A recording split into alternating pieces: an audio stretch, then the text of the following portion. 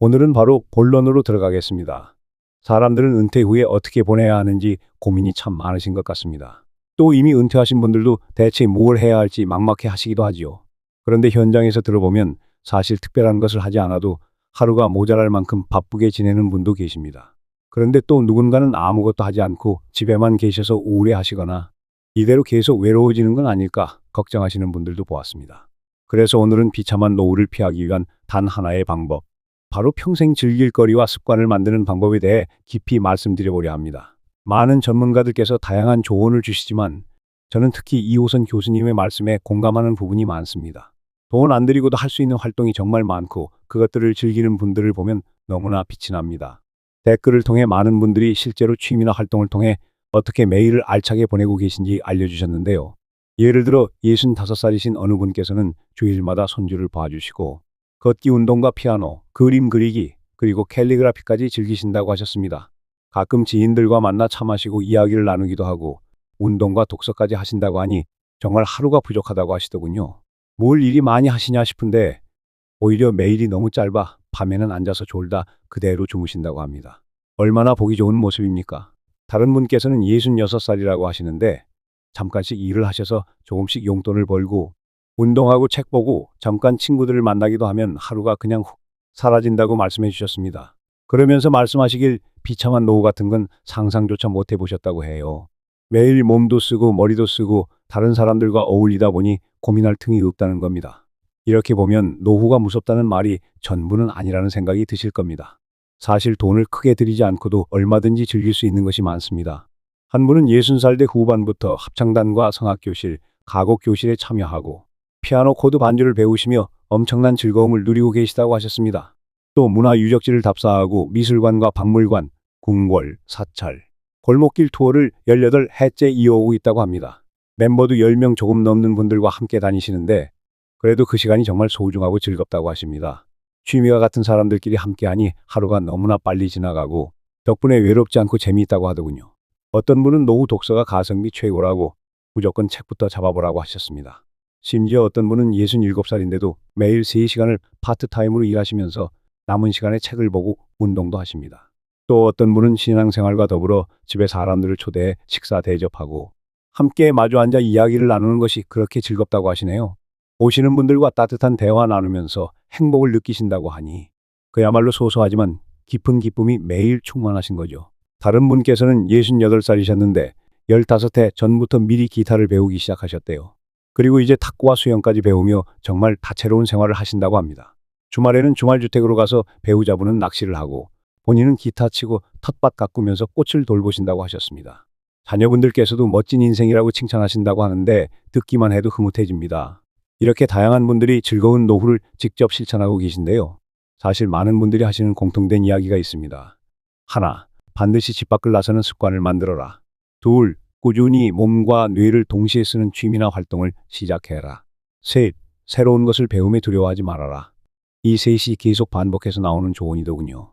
절대 갑자기 무언가를 하려 해도 잘 안 됩니다. 미리 조금씩 준비하시거나 지금 당장이라도 마음 잡고 시작하셔야 습관이 되고 재미를 느낄 수 있습니다. 어떤 분은 말씀하시길 아무나 텃밭이 가능하겠느냐고 하십니다. 실제로 텃밭 가꾸기도 요령이 없으면 시작하기가 쉽지 않고 갑자기 하려다 포기해버리는 분들도 많다고 합니다. 그래서 미리 취미로 조금씩 키워나가야 한다는 겁니다. 그러다 너무 힘들면 그 취미가 일이 되어버리고 스트레스가 될 수 있으니 딱 적당한 선에서 습관처럼 즐기는 것이 중요하다고 합니다. 노력 없이 하려고 하면 안 되고 무작정 거창하게 시작하면 지치는 거죠. 또 노후에 가장 좋은 활동 중 하나가 여러 사람과 함께하는 모임이라고 이야기하시더군요. 그림 모임, 글쓰기 모임, 음악 모임, 봉사 모임, 운동 모임 등 분야가 다양합니다.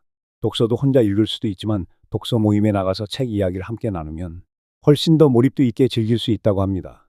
합창단, 요가 교실, 외국어 교실, 작은 악기를 배우는 교실 등도 복지관이나 주민센터에 많습니다. 어떤 분은 주민센터에서 성악과 가곡 교실에 참여해서 노래 부르는 기쁨을 매일 느끼신다고 했고 어떤 분은 복지관에서 영어를 배우는데 젊을 때 이미 영어에 한 번 빠졌고 지금 다시 빠지니 너무 재미있다고 하셨습니다. 실제로 70살 초반이신 분도 초등학교 수학 문제집을 다시 풀고 있다고 하시더군요. 이게 다 뇌를 자극하고 치매를 예방하며 심지어는 삶의 활력까지 준다고 하니 정말 멋진 일입니다. 어떤 분은 외국어 공부를 추천해 주셨어요. 외국어는 끝이 없어서 계속 공부하다 보면 점점 성취감을 느낄 수 있고 치매 예방에도 도움이 된다 하십니다. 또 다른 분은 역사나 문화재 탐방을 강력하게 추천하셨습니다. 산책 삼아 유적지를 둘러보고 다양한 이야기를 듣고 새로운 사람들과 어울리는데 이것만큼 좋은 게 없다는 거죠. 더 크게 움직이기도 어려우니 가까운 지역부터 차근차근 걸어다니며 문화유산을 찾아보는 재미가 쏠쏠하다고 합니다. 한편 집순이시라는 분도 계셨는데 그분도 온라인으로 여러 가지를 공부하거나 하루에 20분 정도라도 책을 읽고 혹은 노트에 손글씨로 일기를 적다 보면 하루가 짧아진다고 하셨습니다. 전자책을 이용하시는 분도 계셨고 밤에 조용히 음악을 들으면서 스트레칭을 하거나 무릎 관절을 위한 간단한 운동을 하는 게 습관이 됐다며 이렇게 작은 루틴도 충분히 삶의 변화를 가져온다고 하셨습니다. 무조건 밖으로 나가라, 사람이 모이는 곳에 가라 이런 말이 많은데요. 어떤 분은 그냥 옆 동네 전봇대 찍고 돌아오는 게 목표라고 하십니다. 다리가 불편하셔서 멀리 못 가니 그 짧은 산책이라도 매일 하고 돌아오면 왠지 오늘도 해냈다는 기분이 들고 그 길에서 매일 새로운 풍경을 볼 수 있다고 합니다. 그러다 중간에 카페에 들러 따뜻한 차를 한잔 하면서 좋은 책 몇 쪽 읽기도 하고 거기서 만나는 다른 분들과 짧게라도 대화를 나누면 기분이 훨씬 좋아진다는 거죠. 쇼트 영상 시청을 줄이는 이야기도 있었습니다. 어떤 분은 지루해서 이것저것 보다가 어느덧 여러 시간을 날려버렸다는 것을 깨달으셨다고 해요. 재미로 잠깐 보는 건 괜찮지만 습관처럼 계속 보게 되면 하루가 흘러가는 걸 잊어버리고 정작 내가 해야 할 일은 전혀 못한다고 하십니다. 그래서 결심하셨답니다. 이제는 줄이고 대신 시간을 투자해 책을 읽거나 가볍게 동네 한 바퀴를 돈다거나 손글씨 연습을 한다는 겁니다. 그러니까 정신도 맑아지고 실제로 내가 얻는 것도 많아져서 훨씬 만족스럽다고 하시더군요. 노후의 진짜 핵심은 건강이라고 말하는 분도 많습니다. 돈이 얼마나 있든 몸이 아프면 즐기는데 한계가 있지 않겠습니까? 그래서 소소하더라도 매일 꾸준히 하는 운동 하나쯤은 꼭 만들라고 하시는데요. 탁구, 테니스, 수영, 걷기, 요가, 근력 운동 등 선택지는 아주 많습니다. 어떤 분은 젊을 때부터 매일 아침 걷기를 40회 가까이 해오셨다고 해요. 그 습관 덕분에 지금도 무릎도 좋고 건강하게 일상을 보낸다고 합니다. 은퇴 전부터 조금씩 습관을 들여놓으면 나이 들어서도 자연스럽게 계속할 수 있는 거죠. 또 어떤 분은 일정 시간이 생기면 무조건 밖으로 나가 주변 공원이나 산책로를 돌아오는 게 일상이랍니다. 그게 습관이 되다 보니 덕분에 날씨가 좋은 날에는 사람들과 인사도 나누고 너무 지루할 틈이 없게 되었다고 하셨습니다. 가끔은 마음 맞는 분들과 함께 차 마시면서 수다 떨고 그 뒤에 각자 책을 읽거나 운동을 하러 가는 식으로 하루를 계획하신다고 해요. 은퇴 후 계획이 전혀 없으면 막상 퇴직을 하고 나서 허탈함에 빠지기 쉽다고 하십니다. 그래서 은퇴 전 최소 5회, 길면 열회 전부터는 내가 정말 뭘 하고 싶은지 고민하고 미리 배우기도 해보라는 말씀을 강조하고 싶습니다. 준비가 전혀 안 된 분들은 아무리 하고 싶은 게 생겨도 그때서야 배우려니 어렵고 또 적응도 늦어져서 쉽게 포기하게 됩니다. 하지만 미리 조금씩 흥미를 붙여두면 은퇴 후에도 자연스럽게 이어갈 수 있습니다. 봉사활동 이야기도 자주 나오더군요. 실제로 봉사활동을 시작한 분들은 사람들과 만나서 함께 무언가를 이루는 즐거움, 누군가에게 도움이 되었다는 뿌듯함, 그리고 적절한 노동의 기쁨을 동시에 누린다고 하십니다. 모임에 속해서 봉사장소로 함께 가고 그 뒤에는 맛있는 것도 먹고 수다도 떨며 서로 안부도 챙긴다고 하는데요. 그렇게 교류를 이어나가면서 사람 관계가 점점 넓어지는 거죠. 그러다 보면 집에 가만히 있지 않게 되고 바쁠 정도로 즐겁게 보내게 됩니다. 여행 역시 돈을 크게 들이지 않아도 대중교통을 타고 가까운 시내나 박물관, 미술관, 전시회를 둘러볼 수 있습니다. 궁궐, 문화재, 골목길만 다녀도 새롭게 보이는 게 많다고 해요. 어떤 분은 18회 가까이 이를 즐기며 아예 습관으로 만드셨습니다. 그런 경험을 공유해 주시는 걸 보면 처음부터 거창한 해외여행을 하지 않더라도 동네 산책만으로도 얼마든지 미니여행 기분을 낼 수 있다는 생각이 듭니다. 또 어떤 분들은 노후에 갑자기 자신을 위해 옷이나 악기를 사보니 그동안 일만 하며 살았던 시간들을 보상받는 기분이 들어서 꽤 행복했다고 하시기도 하더군요. 돈이 많이 들지 않는 선에서 예쁘고 편안한 옷 한 벌, 써보고 싶었던 물감, 아니면 치고 싶었던 기타 등 나를 위한 작은 지출은 그 자체로 기분이 좋아진다고 하십니다. 자식에게 기대서만 사는 모습이 아닌 내 삶에 내가 주도권을 쥐고 있다는 느낌이 참 중요하다고 말씀하셨어요. 무엇보다도 나 혼자 노는 게 재미없다면 취미를 공유할 수 있는 모임부터 찾아보시면 좋겠습니다. 지역복지관, 주민센터, 도서관, 문화센터 등에서 정말 다양한 프로그램을 무료 혹은 저렴한 비용으로 운영합니다. 거기서 사람을 만나면 자연스럽게 친구가 생기고 같이 점심이라도 먹고 차라도 한잔하면서 이야기를 나누다 보면 하루가 정말로 금방 갑니다. 실제로 많은 분들이 복지관에서 영어도 배우고 라틴 댄스도 추고 우쿨렐레를 익히거나 탁구를 치는데 덕분에 뇌도 젊어지고 몸도 건강해진다는 느낌을 받는다고 하더군요. 나이가 들어서 이런 걸 배워서 어디에 쓰느냐고 말하시는 분도 있습니다. 그러나 이미 많은 분들이 답해 주셨죠. 배워두면 쓸 곳이 생긴다고 합니다. 때론 손주들과 대화할 때, 외국 사람과 인사를 나눌 때, 심지어 노인대학에서 발표할 때도 배운 게 도움이 된다고 하셨습니다. 그게 꼭 어딘가에 활용되지 않는다 하더라도 내 인생을 풍성하게 만들어주는 것만으로도 충분히 가치가 있습니다.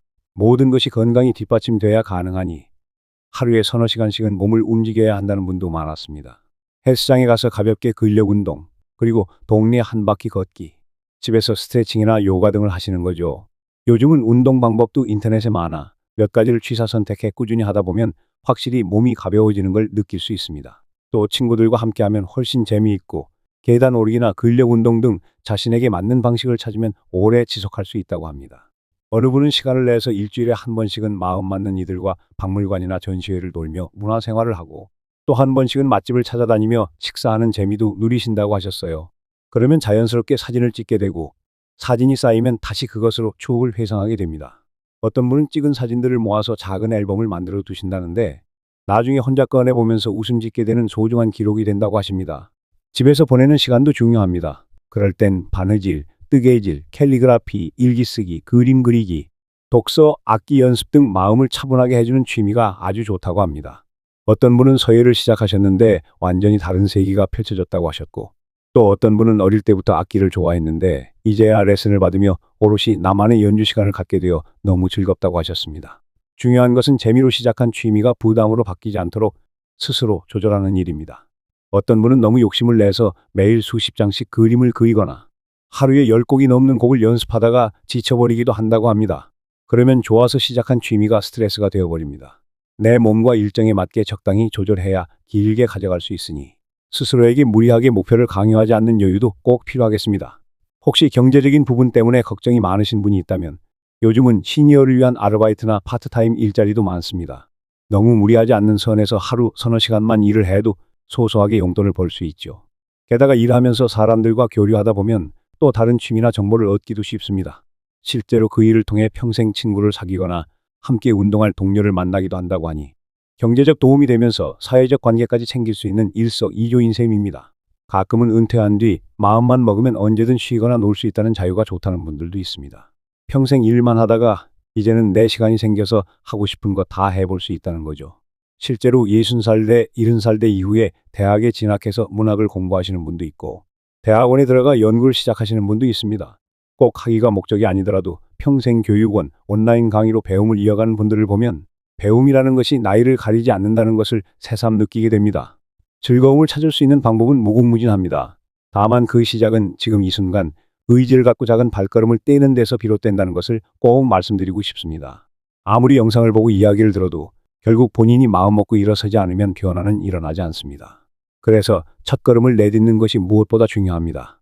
또 노후에 빠질 수 있는 함정 중 하나가 비교하는 마음이라고 합니다.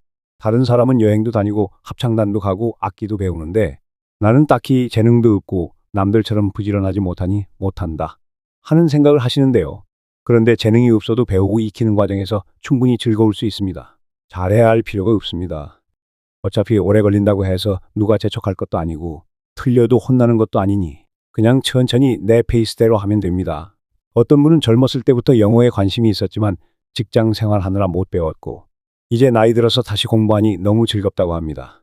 제가 봐도 문법을 헷갈리더라도 누구에게 피해줄 일도 없고 일단 즐겁게 배우다 보면 어느 순간 실력이 조금씩 늘어난다는 거죠. 예전에 비웃던 사람들이 있었어도 지금은 내가 나를 위해 배운다는데 무슨 상관이겠습니까? 그래서 결국 비참한 노후를 피하기 위한 단 하나의 방법이란 자기 자신이 정말로 즐길 수 있는 활동을 찾고 그것을 습관처럼 만들어가는 것이라고 생각합니다. 그것도 일상 속에서 돈을 많이 들이지 않고도 충분히 누릴 수 있는 일들이 많습니다. 이호선 교수님도 늘 말씀하셨듯이 무엇을 하든 꾸준히 움직이고 생각하고 다른 사람과 교류하는 것이 중요하다고 하셨습니다. 혼자 있을 때는 내면의 만족을, 함께 있을 때는 소통의 기쁨을 느끼면 자연스레 지루할 틈이 없어집니다. 결론적으로 첫째는 몸을 움직이고 밖으로 나가는 습관을 들이시기를 권합니다.